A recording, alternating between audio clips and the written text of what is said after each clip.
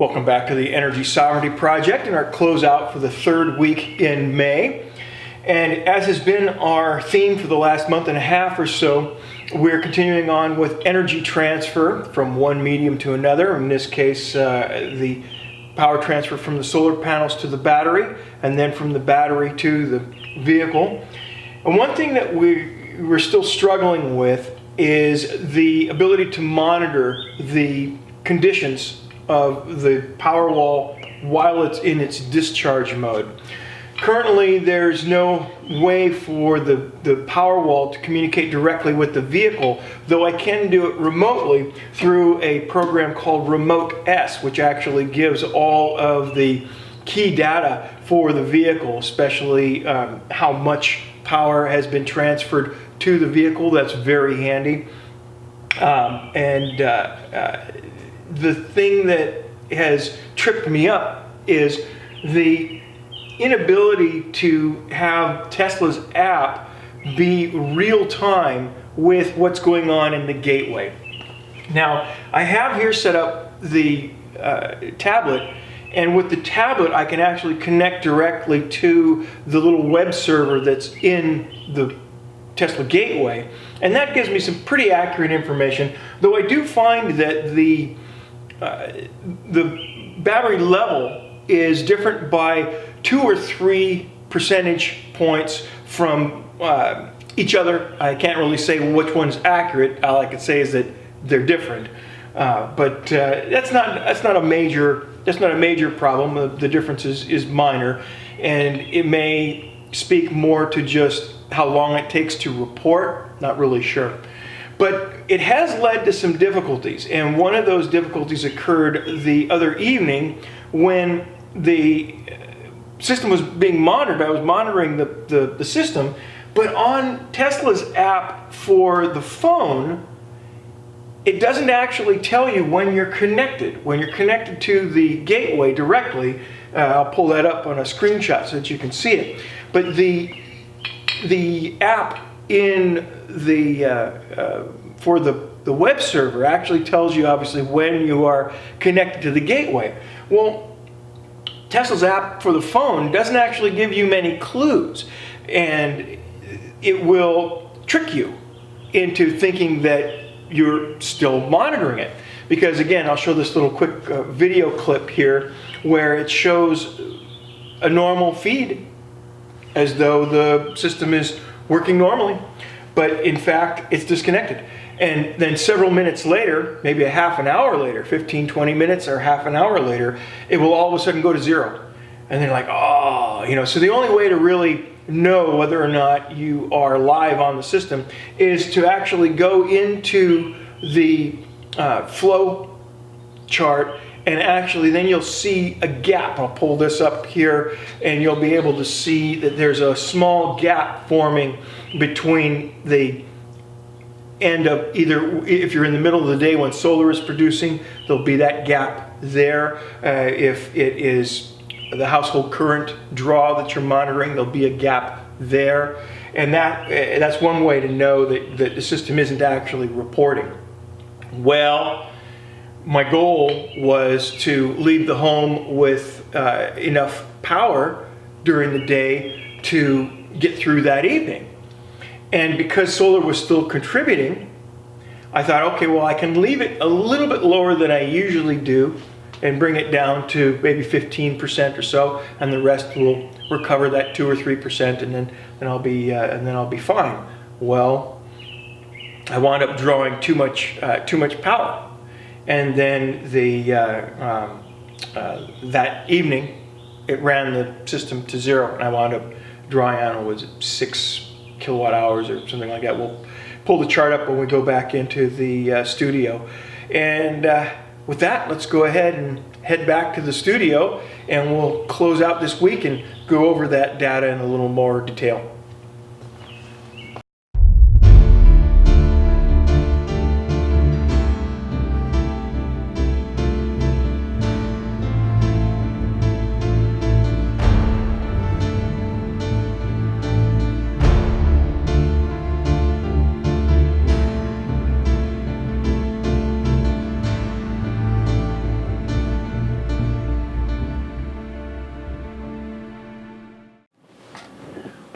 welcome back to the studio.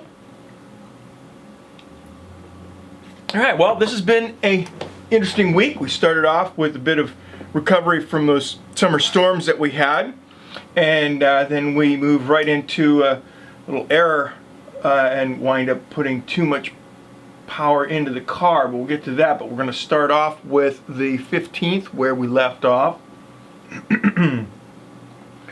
So we had a couple days of summer thunderstorms, and I actually love rainy weather, so I have to admit that after the opening that you saw in the previous video, I did stand around for a couple of hours just listening to the rain.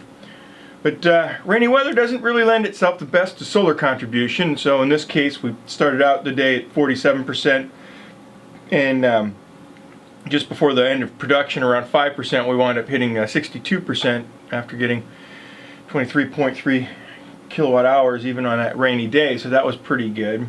And the daily graph looked like this. And so pretty typical of where we make our decision points. In this case, you can see where the charge starts there. And then as we move along into the year, this kind of data is really going to allow us to make some pretty clear fact-based opinions on how the systems of the future should be programmed as far as those decision points. And here we have the notes. And then as you saw in the previous graph, we have that spike from 5 p.m. to 6:30 or so, and that was the 18 kilowatt hours that we took on. The car charges at 15 kilowatts, so that took over a little over an hour. And it also shows another aspect of that decision point, where the vehicle is charged with excess power that we were predicting to need the following day. And so remember that, because this exact same scenario winds up coming to bite us in the butt a little bit later on in the week. But as you see here, it's pretty basic stuff. Charge the system to over 60%, and then we only needed 40% to get us past the next couple of days. And so then our target was to bring it down to that 40%, so that 20% was designed to go into the car, and we overshot it by 1% and brought the total solar day to 39, but as you see there in the notes. And so then on the 16th, same thing really, not quite as rainy though, so we managed to collect 36.2 kilowatt hours, and forecast and the weather was start to clear up a little bit for tomorrow, the day after this, the 17th. And then because contribution was supposed to be pretty good tomorrow, then we decided, okay, well, we're only going to need 20% in the system. And so then again, back to that whole thing. So what do? We bring up the notes. We wind up putting 22 kilowatt hours to the vehicle, and that brought the system power from 53 to 26. That's enough to get us through the evening plenty. And then in the notes here, I go into some greater detail about the state of charge in the car. And so, I need to go out of town, and it shows in the notes I'm going to need about 100 miles or so, and it's handy that because the vehicle keeps really accurate account of how far it will go in any given distance, that these kinds of calculations are really easy to make. But here's an interesting point to make about the system though, and that is that the car is able to report how many miles it can drive by calculating how much power it has in reserve and percentage in the battery, and then it just translates that into miles. But the reason it can do this is because it's calculated and translated those internal voltage into its expectation of remaining capacity. All right. Well, in the notes section in that past, you can see that I do a rough calculation based on what I know the system has demonstrated for me in the past, and that is that 37.5% on our system charge is equal to 34 kilowatts, and thus roughly equal to 100 miles of driving. Well, the thing there is that this is now, and not 6 months, 12 months, 24 months from now as that system changes. So it would be handy if the Powerwall system could also somehow display that in remaining kilowatt hours, and that would be really handy for trying to figure out, our swing. How much power do we put into the vehicle instead of just showing it as a percentage. And so it'd also be handy for the car also to be able to be set to charge not only at a given time, but to also take a given amount of charge. So currently you can do that to a point. The only way that you can do that, though, is by limiting the amount of charge that the car will take. Well, that's set at a minimum of 50%.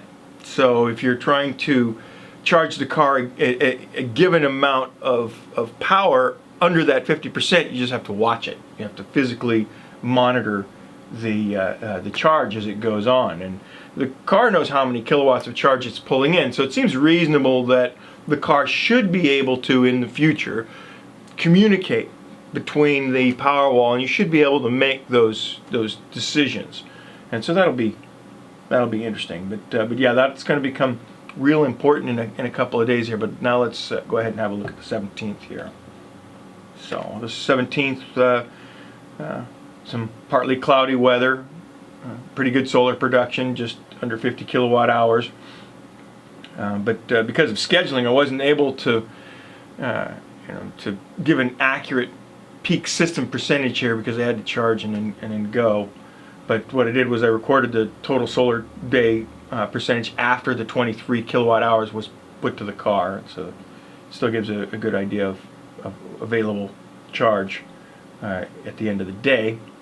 And then as you see here, we left the system at 28%. It's supposed to be rainy the following day, but production was still on track to at least cover what we were going to use. And so, then here we have the notes.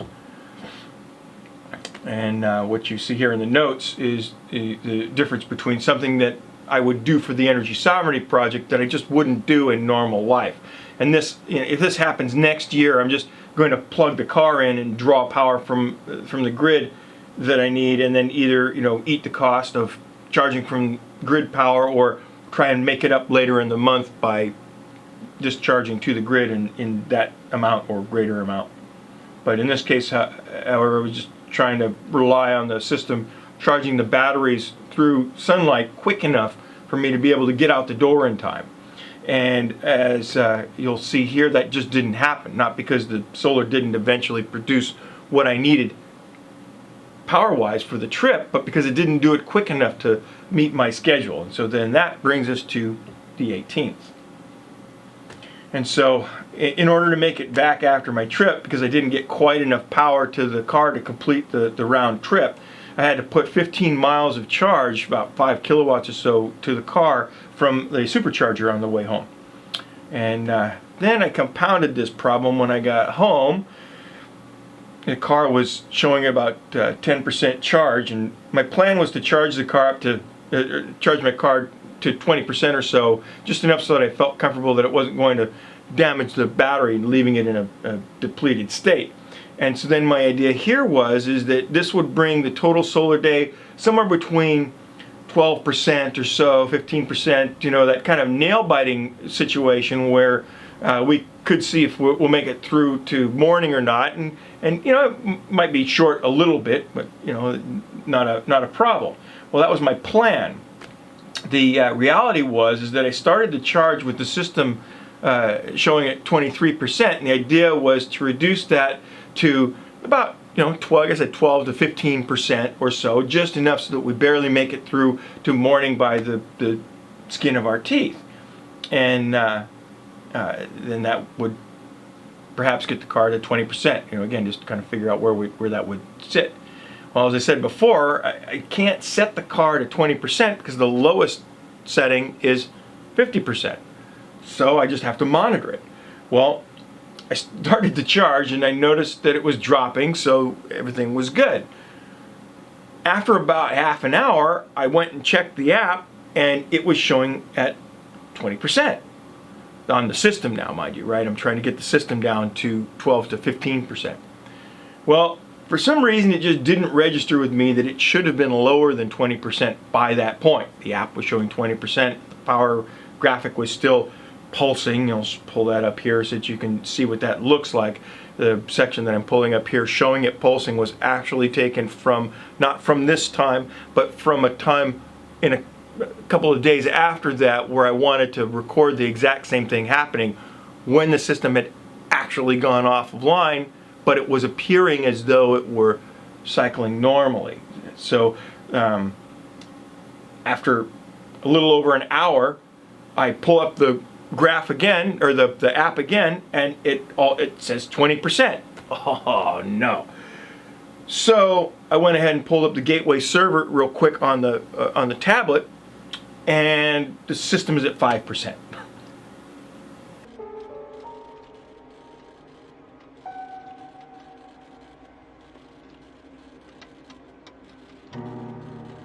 Jesus Christ! What a Barney, give me some water! God damn it! So, yeah, there's still some aspects of this that could still use a little refinement. So, my advice for those that have Tesla Powerwalls, if you're trying to monitor some situation like that and it looks like the app seems to be functioning, pull up one of the logging graphs. All right, and in this case, I'll pull up here. This is a logging graph for the solar, but if it's in the evening when solar isn't producing, you could just as easily pull up the logging graph for something like home consumption or something of that, and then let's magnify in on that real quick, and you'll notice here that there's a gap appearing between the normal recording where the thing has gone to 0, and the Powerwall is still logging time, but it's just not reporting any data, and so then that drops down like that. So if you see something like that, then the system is likely dropped out, and then you'll need to log into it some other way, either with the local, using its web server, or, well, that's really basically the only thing that you can do. Anyway, here's the notes, and so we wound up putting 18 kilowatts into the vehicle instead of the 10 kilowatts or so that we'd planned. And I'll give you a moment to read that, but basically that just logs what I said previously. It's interesting in reading some of this back after the fact. You can tell in the first part of the notes there that it was written in the early morning when I was still somewhat optimistic about how things were going to turn out, and how much should be put into the car and all of that. And so then all of that meant that on the 19th, there we are, we started out the day with 0 in the system. After exhausting that 5% power reserve at around midnight, the system wound up drawing 5.4 kilowatt hours from the grid, with just under 30 kilowatt hours of production for the day. And then we had an additional 5 kilowatt hours was available, so we wound up sending that to the car just to kind of cover the 14 miles or so of driving that we did, and then the notes.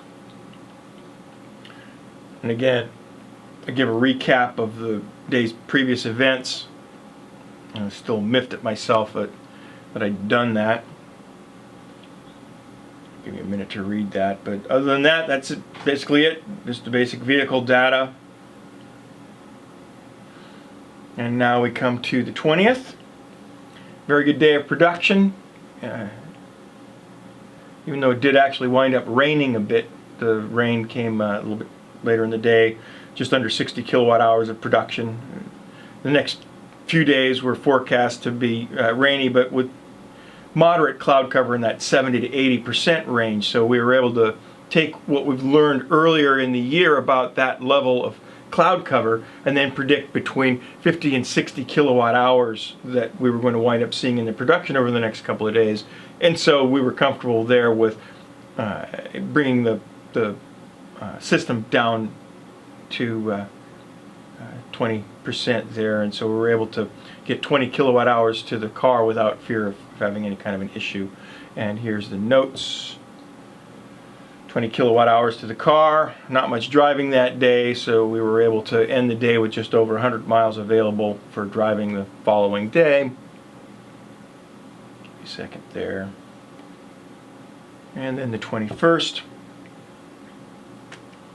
Again, pretty much as predicted, some rain but decent solar production. Another 20 kilowatt hours then went to the car. the days are getting longer, so a lot more productive time during the day. And so you can see here, we started recording production at 6 a.m. till 8 p.m. And then here we have the notes for the 21st. No excitement really, just vehicle data, level of charge creeping up. But remember, this is data for the charger. We depleted the battery and then charged it to just over 20%, and then fed in small amounts of power to the car. And so that sets up kind of an interesting situation that we'll go over a little later. So on the 22nd here, another dreary day, some summer thunderstorms mostly in the evening, and production again in the mid 50 kilowatt range, so that's very good. So we'll put another 29 kilowatt hours into the vehicle, and then as you'll see, that brings us up to 90%. And here's the notes. 26 kilowatt hours to the vehicle, and then that brought the state of charge again back to 90%. Battery relaxed a little bit after the charge, and that brings this week to a close. A bit unfortunate that we wound up drawing a little bit from the grid, but live and learn. That's all of these things help us out. We help us understand the systems a little better, and we'll make up for it in the coming week. We've got a lot of sunny days planned, and so I know that I'm not going to be able to do enough driving to be able to deplete the amount of power in the battery. So this coming week should see us sending some considerable amount of power to the grid, but we'll see. So thank you very much for joining us again. As always, if this is something that interests you, please feel free to like and subscribe. Comment if you will. The content of this particular channel is very much comment driven. We know that we're trying to answer a lot of the questions that you all might have in setting up your own systems. And so feel free to ask any questions that you might have come to mind, or if there's any experiments that you might like to see us perform, some piece of data that you might like a little closer look at, feel free to let us know. And thanks for joining in, and we'll see you next week.